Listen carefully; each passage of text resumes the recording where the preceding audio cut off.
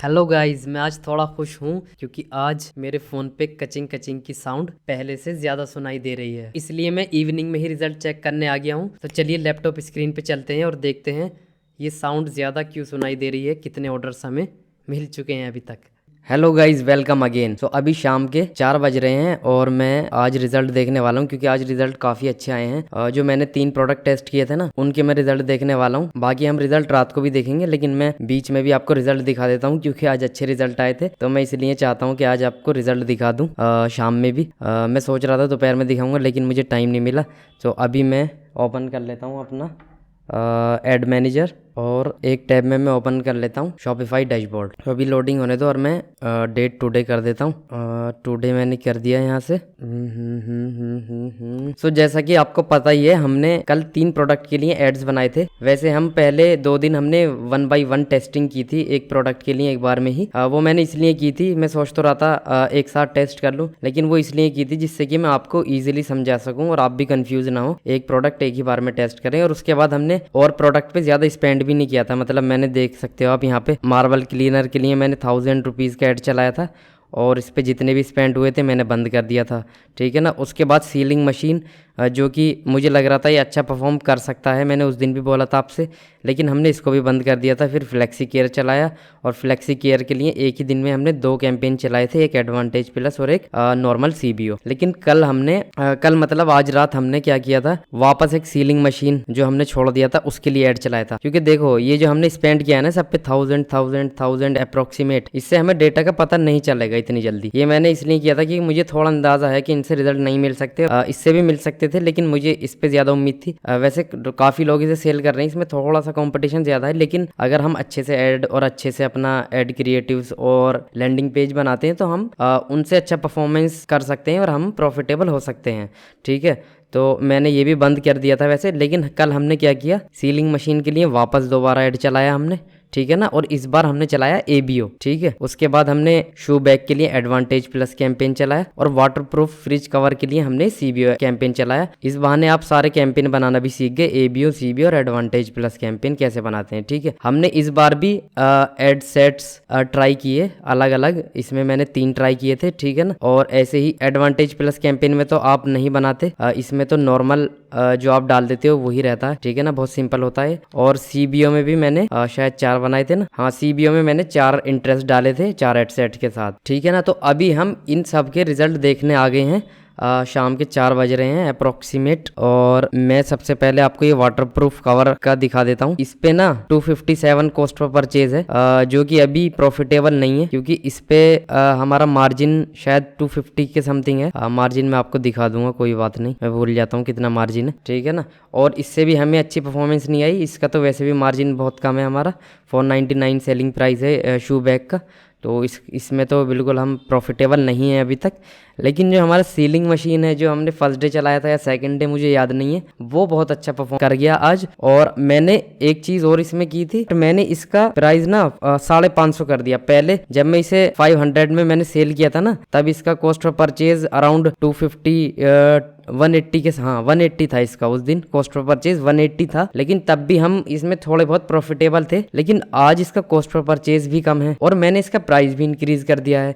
और अभी एक सेल हो रही है, तो मतलब टोटल हमारे पास 10 सेल हैं। देखो रिफ्रेश किया है और एक सेल आ गई, थोड़ी देर पहले एक सेल आई थी रिकॉर्ड करने से, और अभी मैंने रिफ्रेश किया ना तो यहाँ पे भी इसने दिखा दिया। तो आप देख सकते हो 99 मतलब 100 रुपीज़ इसका कॉस्ट ऑफ परचेज है। जो ये सुबह से ऐसे ही चल रहा है, 100 रुपीज़ के समथिंग ही रहता है, कभी ये 90, कभी 180, वो सॉरी 120, कभी 100, इतना ही चल रहा है। तो अभी अच्छा परफॉर्म कर रहा है और 99 कॉस्ट ऑफ परचेज है, और मैंने इस पर अराउंड आप मान लीजिए 1000 रुपये स्पेंड कर दिए और 10 ऑर्डर हैं और 100 कॉस्ट ऑफ परचेज है, तो हम इसमें प्योर प्रॉफिटेबल है। मैं आपको कैलकुलेशन भी करके दिखा देता हूँ इसकी। मैं कैलकुलेटर ओपन कर लेता हूँ फ़ोन में, क्योंकि इसका जो प्राइस है ना, मतलब रोपोसो क्लाउड पे जो हमें कॉस्ट पड़ रही है वो 208 रुपीज़ है, ठीक है। और हमारा सेलिंग प्राइस है वो है 550, ठीक है। तो हमारा जो मार्जिन है ना वो है 341। सो मैं आपको प्रॉफिट कैलकुलेट करके दिखा देता हूँ। सो अभी मैं आपको रोपोसो क्लाउड में लेके चलता हूँ एक बार, और वहाँ से पता चल जाएगा आपको। वैसे इस पे हमारा जो कॉस्ट है ना, प्रोडक्ट कॉस्ट जो है इसका, वो है 208 रुपीज़। लेकिन मैं आपको रोपोसो क्लाउड में दिखा देता हूँ। रोपोसो क्लाउड में मैनेज ऑर्डर्स में जाएंगे ना तो अभी दिख जाएंगे ये ऑर्डर्स, सारे सिंक हो गए होंगे ना, तो मैं मैनेज ऑर्डर्स में से ही देख लेता हूँ। तो यहाँ पे आप देख सकते हो 356 मार्जिन है, ठीक है ना। लेकिन अगर मैं इसको ओपन करके दिखाऊँ ना तो यहाँ पे क्या दिखाता है, क्लाउड प्राइस 208 रुपीज़, ठीक है ना, और 15 एक्स्ट्रा मार्जिन मिल रहा है। मैंने आपको 356 के अकॉर्डिंग कैलकुलेट करता हूँ, ठीक है ना। हमारा 356 मार्जिन है, ठीक है, और मैं मान के चलता हूँ 100 रुपीज़ ही हमारा एवरेज कॉस्ट पर परचेज आएगा, जो कि मुझे लग रहा है मैं अब 100 रुपीज़ पे इसे मैनेज कर लूँगा ईजिली। क्योंकि अगर मैं अंदर जाऊँगा ना तो मुझे अभी एक एड सेट ऐसा मिला है यहाँ पे जिसका अराउंड 60 के अंडर में कॉस्ट पर परचेज है, ठीक है ना। तो मैं उसको ज़्यादा स्केल करूँगा और भी ट्राई करूँगा, लेकिन मैं उस पर ज़्यादा फोकस करूँगा, उस पर ज़्यादा स्पेंड करूँगा, तो मेरा कॉस्ट ऑफ परचेज़ और भी कम जाएगा, ठीक है ना। तो अभी हमारा मार्जिन है 356। तो मैं आपको कैलकुलेटर ओपन करके एक बार कैलकुलेट करके दिखा देता हूँ। 356 में से मैं अगर 100 रुपीज़ माइनस कर देता हूँ, ठीक है, अब ये हो गया 256। 256 हमें तब मिलेगा जब हमारे 10 के 10 ऑर्डर डिलीवर होंगे। लेकिन आप लोगों को पता है 10 के 10 ऑर्डर्स डिलीवर नहीं होते, ठीक है ना। तो मैं मान के चलता हूँ मेरे 50% ऑर्डर डिलीवरी होंगे। और वैसे भी मुझे लग रहा है, लेकिन देखो आरटीओ का तो कोई नहीं बता सकता, जब डेटा आएगा तभी पता चलेगा। लेकिन मेरे हिसाब से 50% इसका रहेगा डिलीवरी रेट। तो अगर मैं मान लेता हूँ 5 ऑर्डर मेरे डिलीवर होते हैं और 256 मुझे मार्जिन मिल रहा है, तो मेरा प्रॉफिट होता है यहाँ पे 1300 रुपये, ठीक है। लेकिन अभी जो 5 ऑर्डर मेरे आरटीओ हुए हैं तो उस पर रोपोसो क्लाउड 72 रुपीज़ चार्ज करेगा। तो मैं 1300 में से, और ये कितना आया था 5 ऑर्डर का, 72 से करेंगे 360 घटाते हैं हम 360 में से, तो हमें 940 रुपये का प्रॉफिट होगा। अराउंड 1000 रुपीज़ का प्रॉफिट या 900 रुपये प्रॉफिट मान लीजिए। मतलब मैंने 1000 स्पेंड किया है, मुझे 1000 का प्रॉफिट हो जाएगा, क्योंकि मैं इसको 99 से नीचे ही ले आऊंगा। अभी देखो ये प्रॉफिट भी तभी होगा 1000 रुपीज़ का, तब हमारा 50% आरटीओ रहता है। अगर हमारा आरटीओ 50% से ज़्यादा जाता है या हमारा आरटीओ 50% से कम होता है ना, तो हमें प्रॉफिट और ज़्यादा भी हो सकता है या प्रॉफिट कम भी हो सकता है। लेकिन इस केस में ना लॉस के बहुत ही कम चांस है, मुझे प्रॉफिट ही होगा जहां तक मुझे लगता है। क्योंकि इसमें ना आरटीओ अगर कम भी जाएगा तो मेरा मार्जिन ज़्यादा है, मतलब आरटीओ ज़्यादा भी जाएगा ना, 60% भी जाएगा तो भी मुझे प्रॉफिट मिल जाएगा, 50-60 पर ऑर्डर प्रॉफिट मिल जाएगा मुझे। अगर ये 50% तक रहता है ना तो मुझे 90 रुपीज़ पर ऑर्डर प्रॉफिट मिल रहा है। उस हिसाब से 900 बन रहा था, आपको मैंने भी दिखाया प्रॉफिट। और आप अगर अंदर जाएं एड सेट में, जो कि हमने टेस्ट किए थे होम अप्लाइंस, मैंने टेस्ट किया था भाई होम अप्लाइंस से अभी मैंने 331 रुपीज़ स्पेंड कर दिए। लेकिन भाई सेल एक ही आई है, तो कॉस्ट ऑफ परचेज यही है। इससे तो हमें अच्छी परफॉर्मेंस नहीं मिली। लेकिन अगर आप देखोगे किचन एड, ठीक है ना, किचन एड से भाई हमें 49 कॉस्ट ऑफ परचेज आ रही है। मतलब मैंने इतने ही इस पे स्पेंड किए किचन एड इंटरेस्ट पे, इस वाले एड सेट पे भी इतने स्पेंड किए, लेकिन इसने मुझे 7 सेल्स ला के दिए हैं, ठीक है ना। और किचन यूटेंसिल भी ठीक ठाक चल रहा है, ये भी प्रॉफिटेबल है। क्योंकि अगर हम 150 के अंडर में भी आते हैं ना, 150 के आसपास भी आते हैं, तब भी हम प्रॉफिटेबल हो सकते हैं, क्योंकि हमारा मार्जिन ठीक है, ठीक है ना। तो ये भी प्रॉफिटेबल है, लेकिन इसको ऐसे नहीं कह सकते कि बहुत अच्छा प्रॉफिटेबल है, हो सकता है ब्रेक इवन भी हो जाए कभी कभी। लेकिन ये वाला ना हमारा प्योर प्रॉफिटेबल है, और पूरा अगर कैंपेन अगर लगाते हो आप तो वो भी प्रॉफिटेबल है। तो अभी मैं इसको कल भी ऐसे ही चलने दूंगा। हमें एक प्रोडक्ट मिल गया है, मुझे बहुत खुशी है, एक प्रोडक्ट हमें कम से कम मिल गया। आप लोगों को भी खुशी होनी चाहिए, और आप लोग भी ऐसे ही टेस्ट करोगे तो मिल जाएगा। मैं इसे कल भी ऐसे ही चलने दूंगा, ठीक है ना। एक दिन मैं इसे और ऐसे चलने दूंगा, मैं इसे छेड़ूंगा नहीं बिल्कुल। और कल देखूंगा कि क्या पता कल ये वाला भी अच्छा परफॉर्म कर जाए या ये वाला अच्छा परफॉर्म कर जाए। और हो सकता है किचन एड ना करे परफॉर्म, और हो सकता है कर जाए, लेकिन उम्मीद है किचन एड परफॉर्म करेगा 90%, ठीक है ना। उसके बाद हम ट्राई करेंगे स्केल करने का। इसके लिए इस पे मैं बजट भी बढ़ाऊंगा, ठीक है ना, और मैं अलग इंटरेस्ट भी ट्राई करूंगा, और इसको थोड़ा बहुत स्केल करेंगे, और फिर हम ये बिजनेस बंद कर देंगे, और फिर आरटीओ का वेट करेंगे, और जो आरटीओ कैलकुलेट करके अपना प्रॉफिट कैलकुलेट करेंगे। Hello again. आज शाम तक तो रिज़ल्ट्स आप सब ने देखे थे, मेरे साथ काफ़ी अच्छे थे। और अभी 24 आवर्स हो चुके हैं कैंपेन लॉन्च किए। तो अभी मैं वापस चलता हूँ और देखता हूँ कौन से प्रोडक्ट से मुझे कितनी सेल मिली है, क्योंकि शाम तक रिज़ल्ट अच्छे थे। तो मुझे उम्मीद है कि अभी तक भी, उसके बाद भी ऑर्डर्स ठीक आ रहे थे, लेकिन मैंने इतना ध्यान नहीं दिया था। तो वापस मैं स्क्रीन पे आऊँगा तो अभी दिखेगा कि कितने ऑर्डर्स आए थे, क्योंकि हमने 3 प्रोडक्ट लॉन्च किए थे। तो अभी ये देखना है कि कौन से प्रोडक्ट से हमें ज़्यादा ऑर्डर्स आए हैं और कौन सा प्रोडक्ट हमें फेसबुक ऐड पे प्रॉफिटेबली सेल दे रहा है। तो चलिए स्क्रीन पे चलते हैं और ये एनालिटिक्स चेक कर लेते हैं और उसके बाद हम ऑर्डर शिप और ये सारी चीज़ कर लेंगे। हेलो गाइस, सो अभी रात के 1 बजने वाले हैं और मैंने आपको शाम को भी रिज़ल्ट दिखा दिए थे क्योंकि रिज़ल्ट अच्छे आ रहे थे, इसलिए मैंने आपको शाम में भी रिज़ल्ट दिखा दिए थे। अभी रात हो चुकी है और मैं ये रिज़ल्ट चेक करने वाला हूँ क्योंकि मैं सोच रहा हूँ एड्स में कुछ अपडेट करूँगा और जो ऐड परफॉर्म नहीं किए मैं उन्हें ऑफ़ करूँगा, ठीक है ना।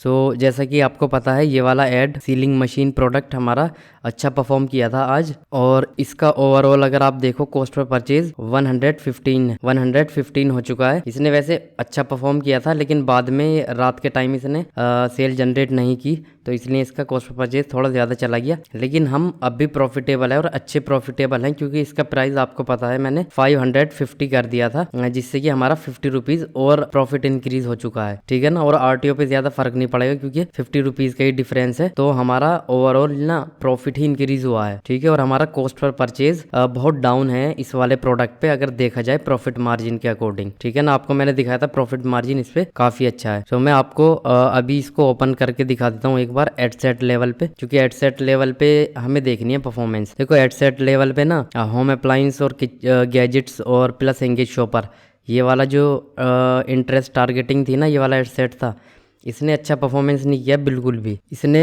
एक ही सेल दी है और ऑलमोस्ट इसने 500 स्पेंड कर लिए थे। मैं इसको यस्टरडे कर देता हूँ ना, आप देख सकते हो इसने ऑलमोस्ट 500, इसने भी मतलब 500 से कम रहा इनका सबका, मतलब एवरेज आप देख सकते हो यहाँ पे टोटल स्पेंड किए 1385, ठीक है ना। तो 1500 हमने चलाया था।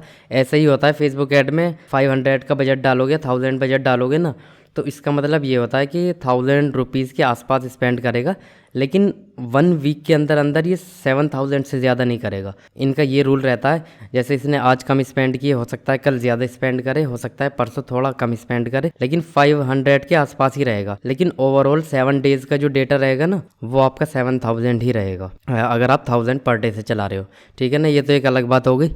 अभी हम देख लेते हैं इसकी कॉस्ट और परचेज़, मतलब जितना इसने स्पेंड किया 559, इतनी ही कॉस्ट पर परचेज है क्योंकि एक ही सेल जनरेट किए इन। और यहाँ पे आप देख सकते हो सिर्फ और सिर्फ 4 इनिशिएट चेकआउट आए थे इससे, ठीक है ना। और इस वाले इंटरेस्ट से ना हमें 11 चेकआउट आए थे और 11 में से 8 कन्वर्ट हो गए, तो मतलब अच्छा रहा। ओवरऑल हमारा कॉस्ट पर परचेज ना 58 रुपीज़ रहा इसके लिए, ठीक है ना, जो कि बहुत अच्छा है। और जो हमारा डेटा है CTR भी अगर मैं देखूँ ना, तो इस बार CTR काफ़ी ठीक रहा और इस बार ना हमारा कॉस्ट पर इम्प्रेशन ज़्यादा गया, ठीक है ना। कॉस्ट पर इम्प्रेशन वैसे इस प्रोडक्ट के लिए पिछली बार कम गया था, पिछली बार 70 रुपीज़ के आसपास था, लेकिन इस बार कॉस्ट पर इम्प्रेशन ज़्यादा रहा क्योंकि इस देखो कॉस्ट पर इम्प्रेशन क्या होता है ना, ये जब कंपटीशन ज़्यादा होता है या आपका एड क्रिएटिव अच्छा नहीं होता, ये प्रोडक्ट अच्छा नहीं होता, तो इस केस में ना मुझे ये लग रहा है कि इस प्रोडक्ट पे ना कंपटीशन थोड़ा ठीक ठाक है, तो इसलिए इसका कॉस्ट पर इम्प्रेशन ज़्यादा जा रहा है। मतलब और लोग भी इसी इंटरेस्ट को टारगेट कर रहे हैं, इसी प्रोडक्ट को लेकर इन्हीं इंटरेस्ट को टारगेट कर रहे हैं, इसलिए हमारा कॉस्ट पर इम्प्रेशन ज़्यादा है। सभी लोगों के लिए ज़्यादा होगा ही, लेकिन जिनका अच्छा परफॉर्म करेगा ना उनके लिए कम होता चला जाता है। तो इस पे तो अभी हम ध्यान नहीं देंगे क्योंकि हमारे रिज़ल्ट अच्छे हैं, ठीक है ना। तो अगर मैं यहाँ पे देखूँ 58 कॉस्ट पर परचेज़ है, और अगर मैं इन दोनों को बंद कर दूँ और सिर्फ इसी का 500 की जगह मैं 1000 कर दूँ तो और अच्छा हो सकता है, लेकिन मैं अभी नहीं करूँगा।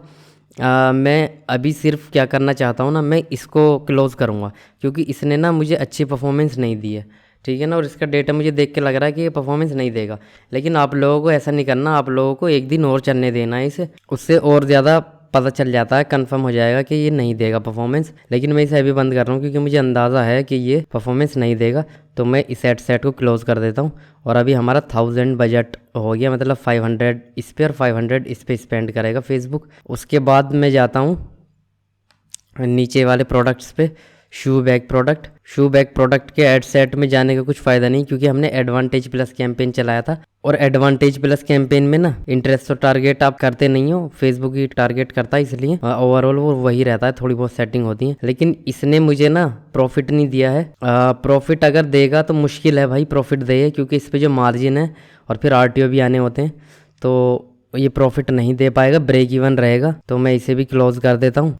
और ये जो हमारा वाटरप्रूफ कवर है ना, ये भी हमारा ब्रेक इवन ही रहा है, ठीक है ना, क्योंकि इस पे कॉस्ट ऑफ परचेज सबसे ज़्यादा है, बट इस पे मार्जिन ठीक ठाक था। इससे ज़्यादा तो नहीं है मार्जिन सीलिंग मशीन से, लेकिन इस पे मार्जिन ठीक था। लेकिन ये क्योंकि कॉस्ट ऑफ परचेज इसका 305 रुपीज़ है, तो इस पे भी ना मेरा मार्जिन ब्रेक इवन हो गया, मतलब मैं ना प्रॉफिट में हूँगा ना लॉस में हूँगा। हो सकता है थोड़ा बहुत लॉस हो जाए, लेकिन मेरे हिसाब से ब्रेक इवन पे ही जाएगा। इतना तो एग्जैक्ट नहीं बता सकता मैं, कैलकुलेशन के बाद ही पता चलेगा। तो इसलिए ना मैं अगर अंदर जाके देखूँ तो 165, मतलब किचन यूटेंसिल वाला जो इंटरेस्ट है ना, ये मेरे को दे सकता है प्रॉफिट। अगर मैं इस वाले इंटरेस्ट पे ये वाला ऐड चलाऊँ तो ये मुझे प्रॉफिट दे सकता है।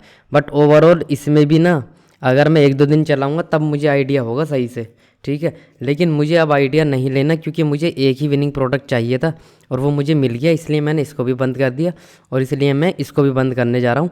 क्या पता है अगर मैं इसे चलाऊँ और टेस्ट करूँ, क्योंकि यहाँ पे आप देख सकते हो 165 मुझे दे रहा है ये, और मैं और भी इंटरेस्ट ट्राई करूँ तो शायद मुझे और इंटरेस्ट भी मिल जाएँ 1-2 जो मुझे 150 के आसपास कॉस्ट पर परचेज देंगे, और उस हिसाब से मैं प्रॉफिटेबल हो सकता हूँ इस प्रोडक्ट के लिए भी।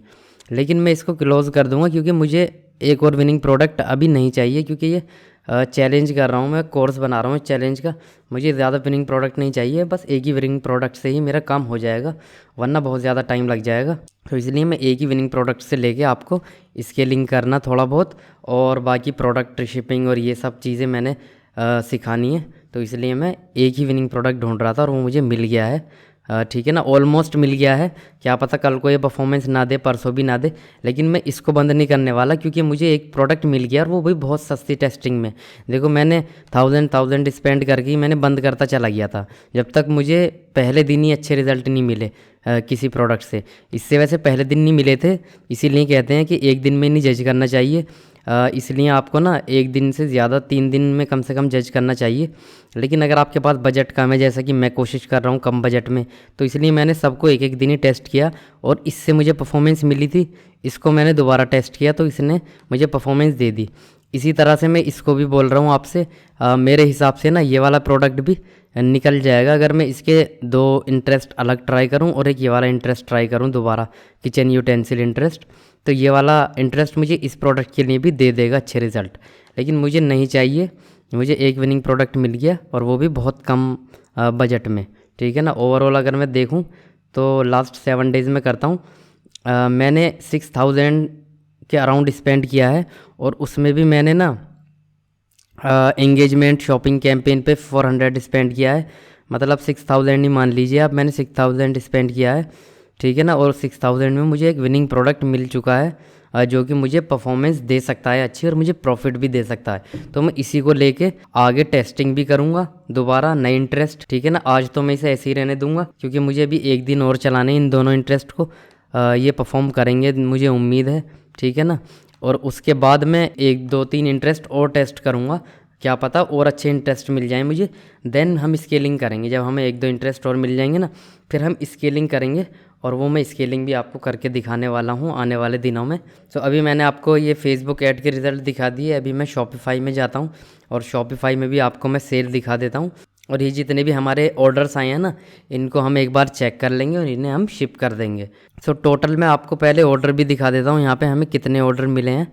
एनालिटिक्स में जाएंगे और यहाँ पे मैं इसे यस्टरडे कर देता हूँ, क्योंकि ये 12 के बाद का टाइम हो गया है ना। आज हमने टोटल 10,000 रुपीज़ की सेल जनरेट की है, जो कि बहुत अच्छी बात है, क्योंकि इससे पहले हम कुछ भी सेल जनरेट नहीं कर पा रहे थे, मतलब ज़्यादा ख़ास सेल जनरेट नहीं कर रहे थे। शायद 3000 हमारी मैक्स सेल होगी, तो आज हमने 10,000 रुपीज़ की सेल जनरेट की है। तो congratulation to me and to you also कि हमने 10,500 के अराउंड सेल जनरेट कर ली है। ये जो कन्वर्जन रेट है ना, यहाँ पे कन्वर्जन रेट शो नहीं करेगा, क्योंकि हम ऐप यूज़ कर रहे हैं, ठीक है ना। नॉर्मल चेकआउट में शो करता है।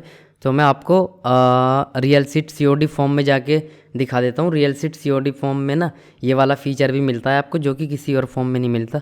आपको यहाँ पे कन्वर्जन रेट भी दिख जाएगा। देखो टोटल रेवेन्यू जो जनरेट किया है ना इसने, फॉर्म ने, वो इतना किया है, और 41% कन्वर्जन रेट है, मतलब फॉर्म ओपन करने का। मतलब 78 फॉर्म ओपन हुए हैं और उनमें से हमें 32 ऑर्डर्स मिले हैं, ठीक है ना। तो काफ़ी अच्छा है ये। और आज आप देख सकते हो हमें 10,000 की सेल दिखा रहा है यहाँ पे, और एवरेज ऑर्डर वैल्यू भी यहाँ पे शो करता है, ठीक है।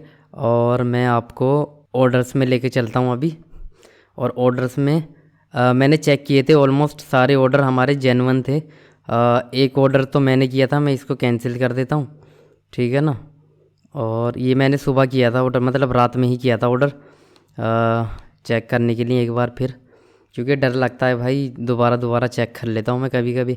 जब मैं कुछ चेंजेस करता हूँ ना तो मैं दोबारा चेक कर लेता हूँ ऑर्डर, कभी मैं स्पेंड करूँ और मुझे रिज़ल्ट ना मिले, ठीक है। तो इस तरह से हम देख सकते हैं यहाँ पे ये सभी ऑर्डर हैं, और मैं इन्हें एक बार चेक कर लेता हूँ, ठीक है ना। जल्दी जल्दी मैं ये ऑर्डर चेक कर लेता हूँ, और चेक करके आपको ये देखो 499 वाला है ना, ये वो है जिसमें मैं कह रहा था कम मार्जिन है, शू बैग जो थे। और ये 549 वाला हमारा ये है जो विनिंग प्रोडक्ट निकला है, पोर्टेबल सीलिंग मशीन। इस पे हमारा प्रॉफिट भी अच्छा है और कॉस्ट पर परचेज भी अच्छा आ रहा है, ठीक है। सो मैं जल्दी से ये सारे ऑर्डर्स चेक कर लेता हूँ और इन्हें शिप कर देता हूँ।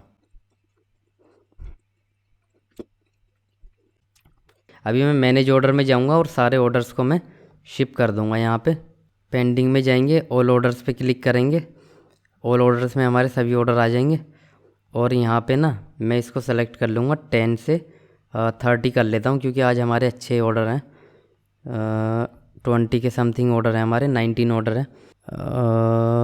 यहाँ पे बल्क शिप का भी तो ऑप्शन आता था ना, बल्क शिप का ऑप्शन कहाँ गया यहाँ से।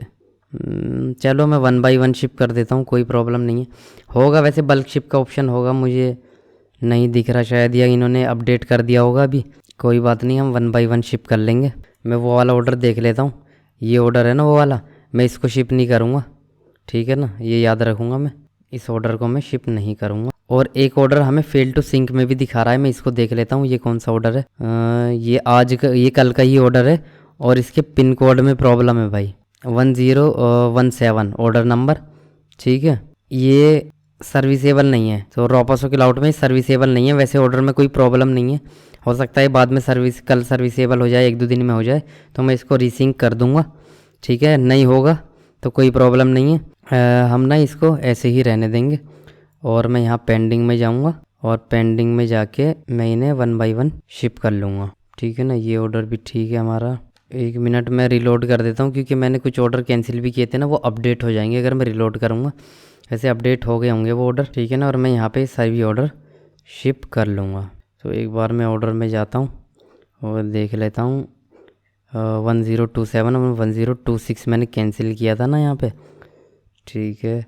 इन दोनों को मैं सर्च करके देखता हूँ, यहाँ पे ये दिखा तो नहीं रहा 1027, देखो ये यहाँ पे शो कर रहा है, अभी अपडेट नहीं हुए हैं। तो इससे अच्छा है ना कि 1026 1027 को हम यहाँ पे मैनुअली कैंसिल करें। तो आप भी इस चीज़ का ध्यान रखना, अगर रोपासो क्लाउड में सिंक नहीं होते हैं और आप शिप कर देते हैं आप, वैसे शायद ही अगर मैं कंफर्म करूँगा ना तो फेल्ड हो जाएगा, लेकिन मैं इनको कैंसिल कर देता हूँ यहाँ से। और अभी मैं ये रिलोड करता हूँ, तो यहाँ पे मुझे 17 ऑर्डर शिप करने के लिए बोलेगा। अभी भी 19 दिखा रहा है, लेकिन वो तो कैंसिल हो गए ना यहाँ पे। 1026 था ना, 10261 कौन से थे, 1026 1027 1026, हाँ 1027 तो चलाइए, आप देख सकते हो 1026 1028 दिखा रहा है। मैंने ये भी कैंसिल किया है, लेकिन 1026 नहीं कैंसिल हुआ अभी भी। मैं एक बार रिलोड कर लेता हूँ, या इसको वापस कैंसिल कर देता हूँ, तो अभी शायद ये कैंसिल हो जाएगा।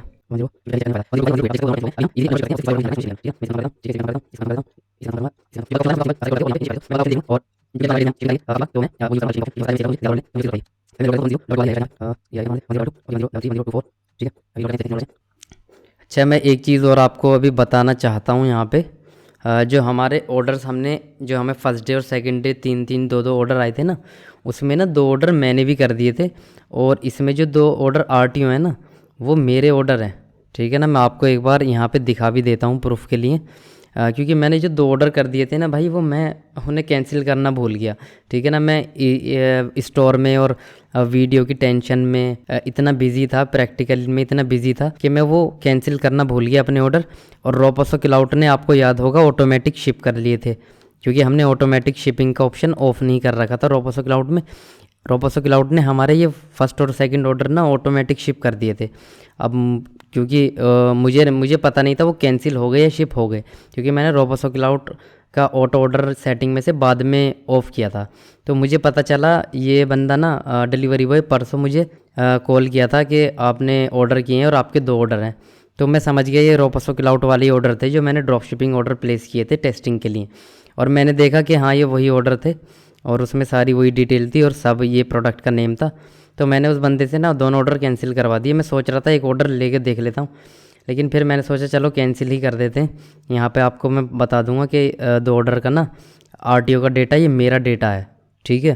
तो मैं आपको एक बार दिखा देता हूँ। ऑर्डर सेक्शन में मैं जाऊँगा और ऑल क्लोज ऑर्डर में शायद दिख जाएगा हमें, ऑल ऑर्डर्स में भी हमें दिख जाएगा।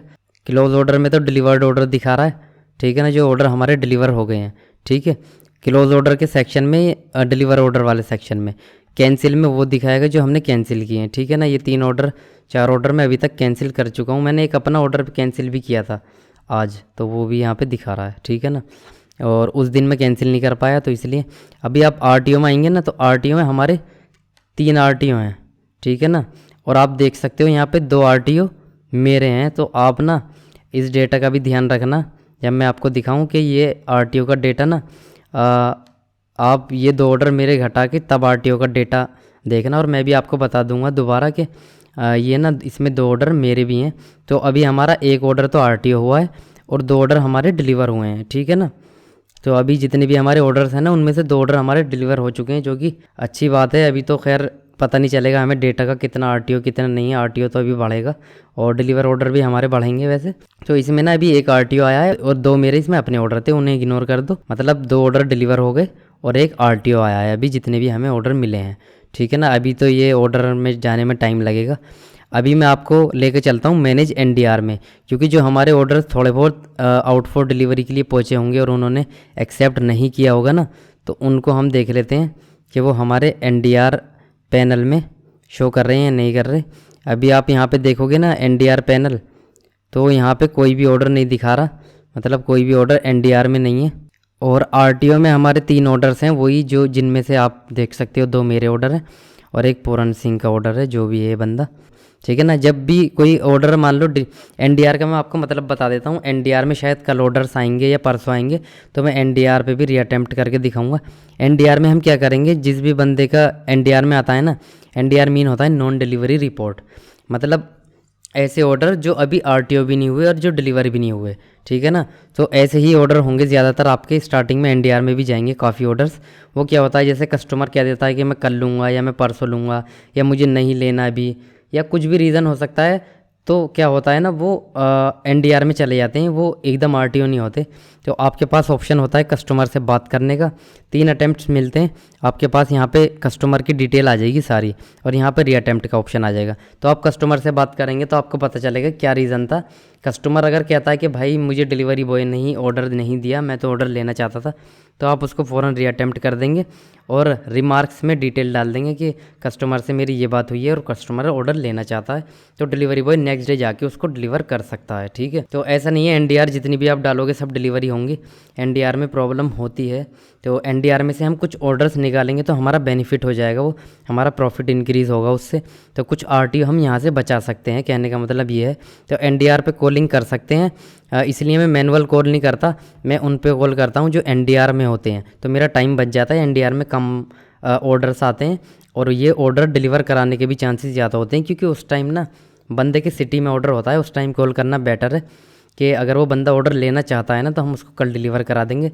या अगर कस्टमर आपको कोई डेट भी बताता है ना, तो यहाँ पे डेट सेलेक्ट करने का भी ऑप्शन आपको मिल जाएगा। जब ऑर्डर आपके एनडीआर में आएंगे ना तो मैं आपको करके दिखाऊंगा, प्रैक्टिकली आपको समझ में आ जाएगा, ठीक है ना। तो मैंने अभी सारे ऑर्डर शिप भी कर दिए हैं। आप ऑर्डर्स में जाएंगे ना तो ऑर्डर सेक्शन में ना ऑटोमेटिक फुलफ़िल हो जाते हैं ऑर्डर। यहाँ पे आपको ऑटोमेटिक ये थोड़ी देर बाद ना ये अपडेट हो जाएंगे और आप देख सकते हो जैसे ये पुराने ऑर्डर्स हैं ना ये ऑटोमेटिक फुलफ़िल हो गए और कस्टमर के पास ना एसएमएस और मेल पे डिटेल्स चली गई हैं उनके ऑर्डर्स की कि आपका ऑर्डर शिप हो चुका है, और मेल में ट्रैकिंग लिंक भी पहुंच जाएगी उनके पास।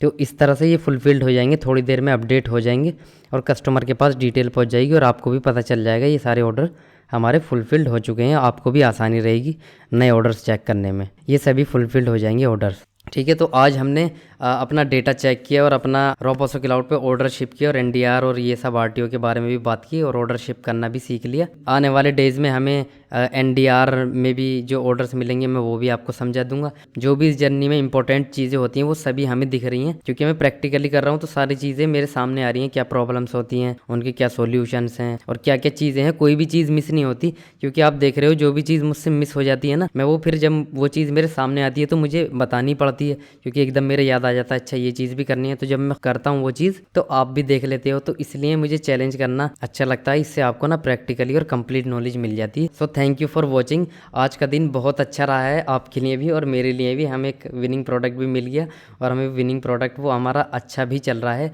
तो अभी मैंने आपके सामने एड मैनेजर में भी कुछ चेंजेस किए हैं और इस प्रोडक्ट के लिए ही सिर्फ मैं ऐड रन कर रहा हूँ अभी। और जो प्रॉफिटेबल हमारा ऐड सेट नहीं था मैंने उसको बंद भी कर दिया है। तो अभी ना कल का वेट करते हैं, आज के लिए हम कुछ नहीं चेंज करेंगे, कल का वेट करते हैं। कल हमें रिजल्ट मिलते हैं तो कल देखते हैं क्या चेंज करना है। तब तक के लिए अपना ख्याल रखिए। Good night. So guys finally मुझे एक होप मिली है और मुझे एक प्रॉफिटेबल प्रोडक्ट शायद मिल गया है, जिसका नाम है पोर्टेबल सीलिंग मशीन।